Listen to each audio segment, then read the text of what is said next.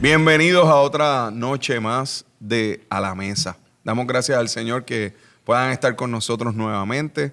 Estamos emocionados de seguir estudiando el libro de Números. Siempre les exhortamos a que antes de ir a este tiempo a la mesa, que usted pueda tener la posibilidad de estudiar la Escritura, de ir y ver estos capítulos de Números.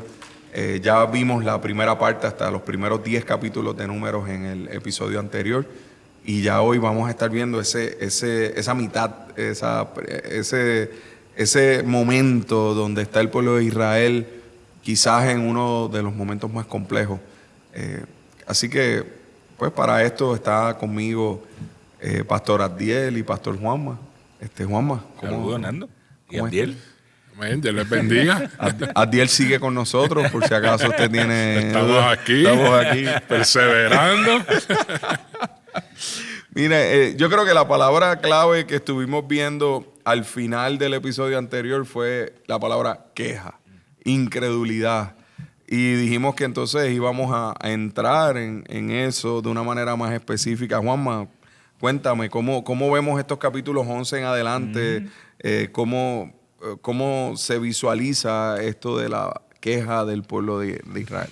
Sí, definitivamente vamos a entrar en unos capítulos del 11 al 16, ¿verdad? Donde verdaderamente se ve cómo Dios ejerce su juicio, ¿verdad? Y castigo sobre un pueblo que Él ha hecho todas estas cosas por el pueblo y ellos le responden con un descontento, con incredulidad, con la queja, ¿verdad? Vemos que se quejan de las dificultades, vemos que se quejan de la comida, vemos que murmuran contra Moisés, aquel que los ha sacado de Egipto, ¿verdad? Aarón y María murmuran contra él, dicen, pues si Dios le habla, nos habla a nosotros también, tú sabes.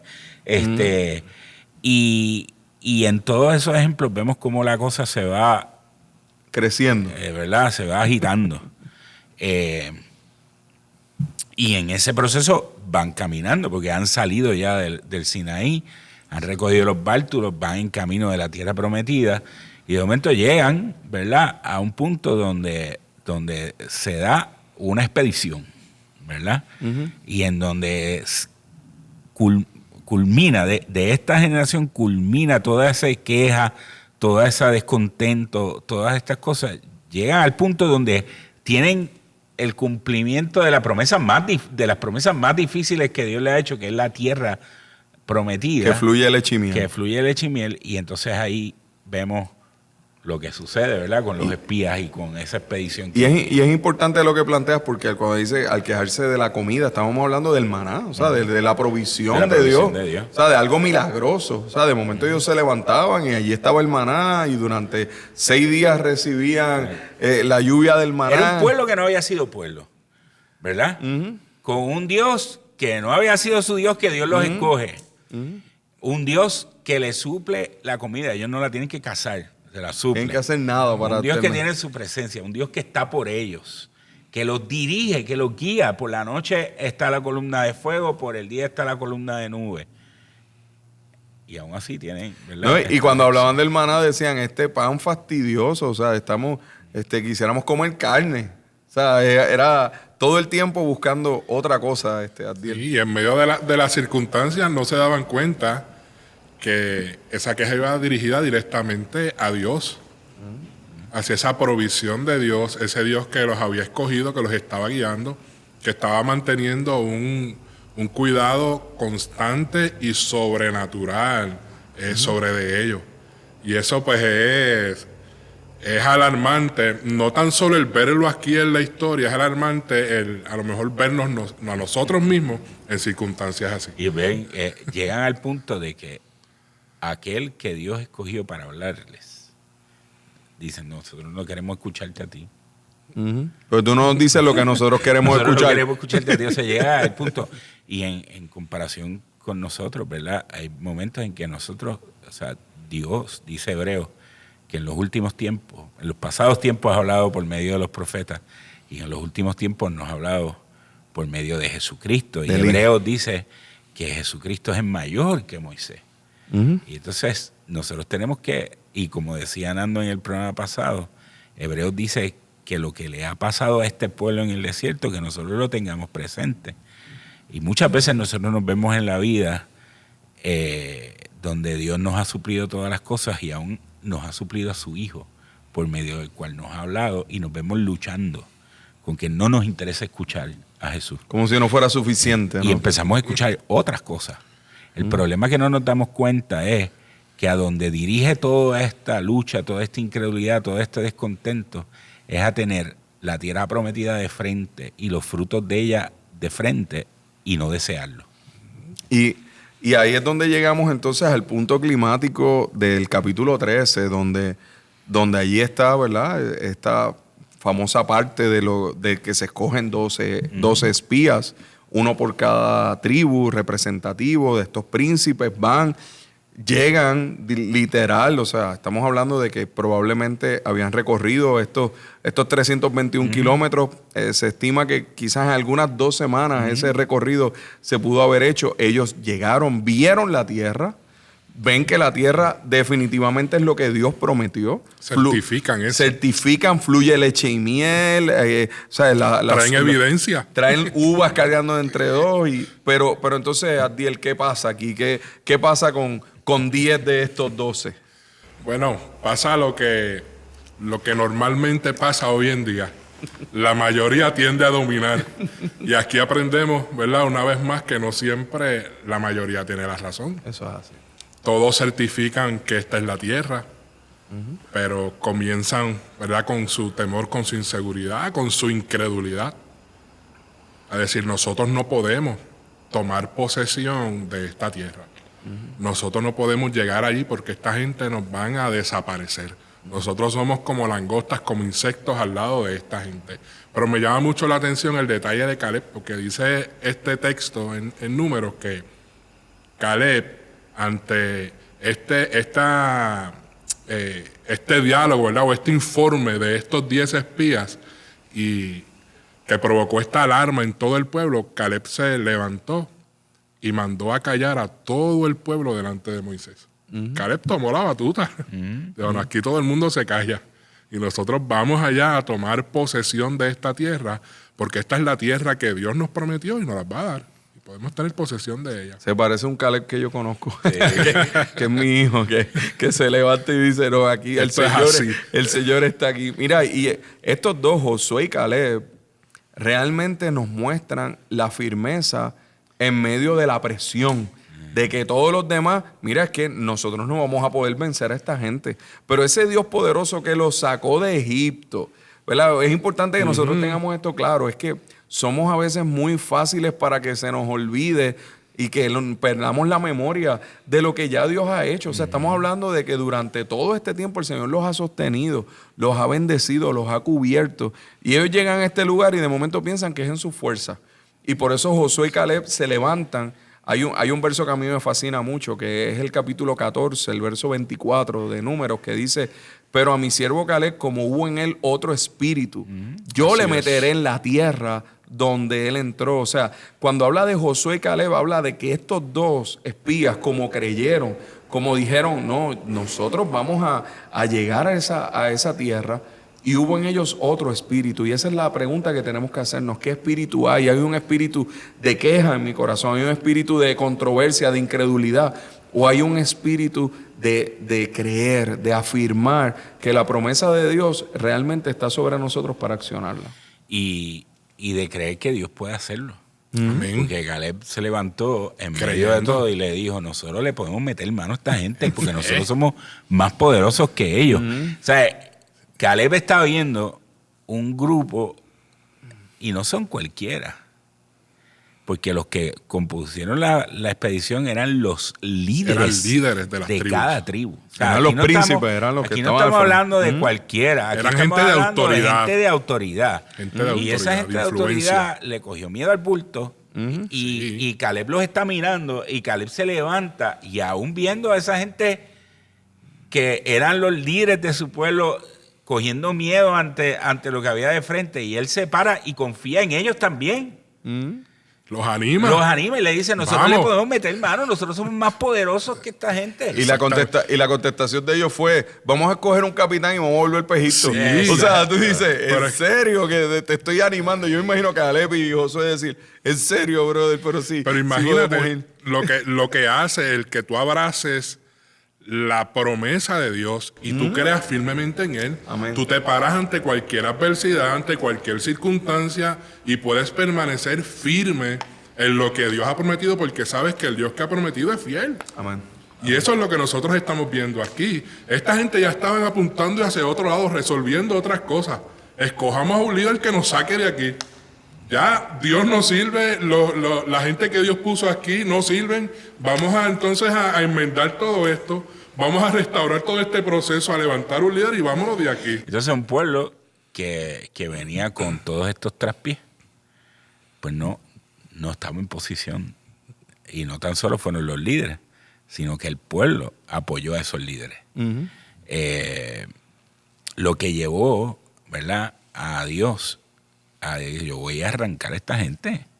O sea, ya lo mismo que vimos en Éxodo con el becerro. Así es. O sea, Dios viene aquí y dice, No, esta gente ya... se acabó. Y de nuevo Moisés, ¿verdad? De nuevo Moisés se para entre Dios y el pueblo y le dice, ¿cómo tú vas a hacer eso? Y ahí entonces es donde, por eso es que vemos que es una sola historia la Biblia, porque entonces, ¿qué Moisés está representando? Intercede. A Cristo. Moisés- El que intercede por nosotros delante de Moisés Dios. está defendiendo lo indefendible. Exacto. Y eso es lo que hace Cristo con nosotros. Exacto. Defiende lo indefendible. Nosotros somos culpables. Y Y lo así- defiende a base ¿De quién es Dios? De quién es Dios. Exactamente. De quién es Dios. Porque Es que no hay forma, no hay manera. Lo importante que tenemos que tener presente es que en el cristianismo, en la escritura, Dios no pasa por alto nuestra realidad. O sea, el Exactamente. perdón, la misericordia y la paciencia de Dios no se ejecuta escondiendo o pasando por alto nuestra maldad. Eso tiene un precio. Eso está ahí, ¿verdad? Y hay alguien que intercede, hay alguien que se mete en el medio y mueve a la misericordia y a la paciencia de Dios, ¿verdad? Y ese patrón que se da a través de todas las escrituras, donde hay un Dios que hace unas promesas a base de quién es Él. ¿De quién es Él? En misericordia, el pueblo peca o la gente peca, va en contra de ellos. Se olvida todo lo que Necesitan Dios un ha hecho. intercesor que interceda entre ellos para que Dios ejerza su paciencia. Es un patrón que se va dando a través de todas las escrituras. ¿Por qué?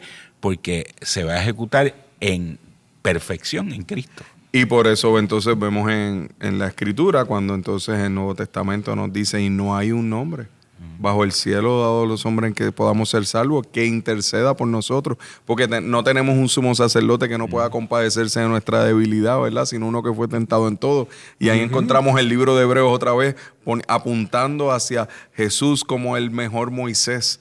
O sea, que Moisés aquí está básicamente estableciendo lo que es la bendición de esa intercesión para con nosotros. Y volvemos otra vez a recapitular. Esto es algo que hemos dicho en varios programas, que la verdadera historia de la Biblia es la revelación de quién es Dios. Es Amén. conocer quién es Él. Entonces aquí tú tienes un Dios que definitivamente pudiera tiene todos los argumentos y todas las razones para ejecutar toda su justicia, pero decide tener misericordia. Entonces, eso es el patrón regular de la Escritura. Vemos al Dios que puede juzgar, pero decide tener misericordia. Y qué bueno es saber que nosotros, aun cuando el pueblo hizo todo lo indecible para llegar a la justicia, el Señor entonces tuvo misericordia, pero eso es importante también, tiene misericordia de aquel que también está con un corazón arrepentido. El arrepentimiento entonces va de la mano de recibir esa misericordia. Y hay una cosa importante, y es que Moisés intercede por el pueblo y Dios preserva al pueblo, pero aún así emite su juicio. ¿verdad? Porque parte de las promesas de Dios es que Él va a castigar la incredulidad de su pueblo. Y la desobediencia. Y la desobediencia. Y el castigo que le impone a esa generación es que esta generación no verá la tierra prometida. Y es bien triste, porque la tuvieron en sus manos, la palparon, tocaron las uvas, tocaron los frutos, se las comieron, ¿verdad? Y la tuvieron de frente y los invitaron a entrar, ¿verdad? Con valentía. Pero ¿qué pasó? No creyeron, ¿verdad? Se dijeron, no, volvámonos. Y Dios tuvo misericordia porque no se los llevó enredados, pero aún así sufrieron el castigo y fue que no pudieron entrar en la tierra prometida, murieron en el desierto. Sí, y fíjate que cuando ellos se quejan, una de las cosas y de las quejas que ellos establecen aquí es que ellos dicen, nuestras mujeres y nuestros hijos van a ser presas de ellos. Dicen que ellos van a ser esclavos, van a ser presas de esta gente, y cuando Dios les dice, ustedes van a perecer en el desierto, Dios habla específicamente de estos hijos. Dice, pero esos hijos que ustedes piensan que van a ser presas, yo les voy a permitir la entrada a la tierra prometida. Ellos verán la tierra prometida. En una ocasión, ¿verdad? Reflexionando sobre esto, recuerdo que compartí una predicación aquí en la iglesia sobre que básicamente esta generación se convirtió en una generación de huérfanos, ¿verdad? Se quedaron sin sus padres y tuvieron que seguir caminando en el desierto en medio de ese quebranto. Y lo más glorioso es ver que esa generación decidió no imitar la incredulidad de sus padres, sino que decidió seguir en pos del Señor y seguir el consejo de Josué y de Caleb. Y esa generación que queda postrada en el desierto, como dice Hebreos, no vio eso. Pero esta generación que se levanta es la generación que quizás cuando pequeñitos cruzaron el Mar Rojo sin saber lo que estaba pasando, pero fue la generación que luego logra cruzar el río Jordán. Entonces, cuán importante es que nosotros de una generación a otra sepamos, y para los que somos padres, ¿verdad?, podamos ser ejemplo de que creemos, de que nos pueden seguir y que no tienen que quedar como huérfanos en el proceso, sino que pueden seguir así como siguieron probablemente la familia de Caleb, la familia de Josué. ¿Por qué? Porque después vemos, obviamente, ya lo vamos a ver más adelante, cuando lleguemos al libro de Josué, cuando Josué dice, mi casa y yo vamos a servir al Señor, ¿verdad? Porque vemos a un Josué que se para firme a decir, yo no sé lo que ustedes van a hacer, pero yo sí sé lo que yo voy a hacer. Sí. Entonces, ¿cuán importante es eso en nuestra vida? Sí, ¿no? Y es una generación que se está levantando bajo unos padres que ya, por sus decisiones y su rebeldía, establecen lo siguiente: no queremos esa tierra. No queremos ser el pueblo exclusivo de Dios. No queremos la bendición de Dios y que Dios habite en medio nuestro. No queremos tener esa relación, ni queremos tener la presencia de Dios. No queremos tener ningún asunto con Dios. Y bajo esa paternidad, esta generación se va levantando, creyendo a estos líderes, ¿verdad?, que abrazaron, ¿verdad?, esta promesa. Pero cuán importante es poder ver esto y poder nosotros, los que somos padres, vernos a través de este espejo y guardar nuestros corazones de que nosotros no le mostremos a nuestros hijos que nosotros no queremos ser este pueblo de Dios, que nosotros no queremos alcanzar las promesas de Dios, que nosotros no queremos tener una relación con Dios.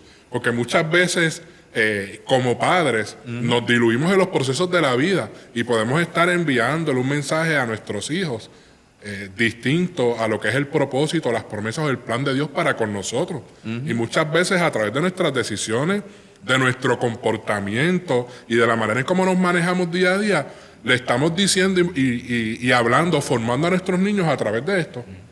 Queremos una vida lejos de Dios. Nosotros no somos el pueblo de Dios.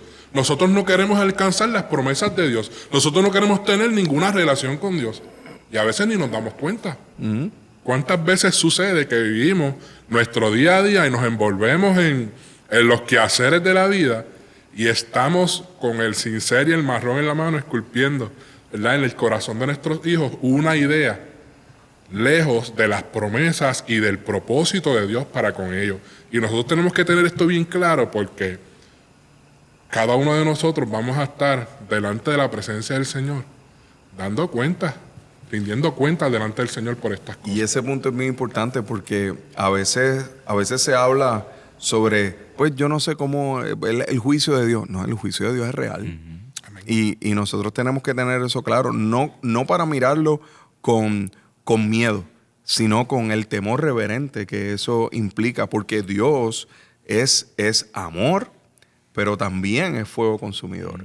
Es un Dios que entonces, ante la incredulidad, ante la desobediencia, es un Dios justo, porque Él es santo. Entonces, si seguimos conociendo a Dios, pues también nos conocemos a nosotros en el camino y darnos cuenta de que somos propensos a la incredulidad, de que somos propensos a olvidar fácilmente. Tú sabes lo que es tú olvidar que cruzaste el Mar Rojo, tú sabes lo que es tú olvidar las 10 plagas de Egipto, tú sabes lo que es tú olvidar que había una columna de fuego dirigiéndote, que había una nube.